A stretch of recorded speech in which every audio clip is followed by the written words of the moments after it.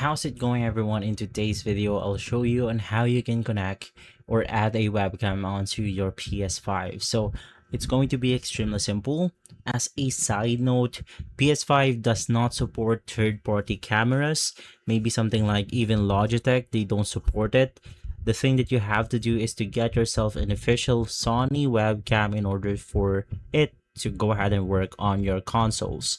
So just go ahead and head over to your camera, and then you want to plug the camera onto the PS5 USB port, which is going to be this one. If your camera supports USB-C, it can be a lot better, but if it's normal type A, you could just go ahead and plug it in.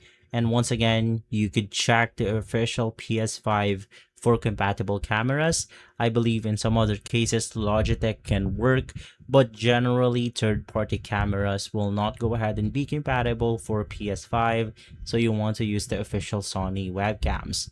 Connect it onto the USB and you should be good to go. If this video has been helpful, leave a like, subscribe, and follow us for more videos like this. Thanks for watching.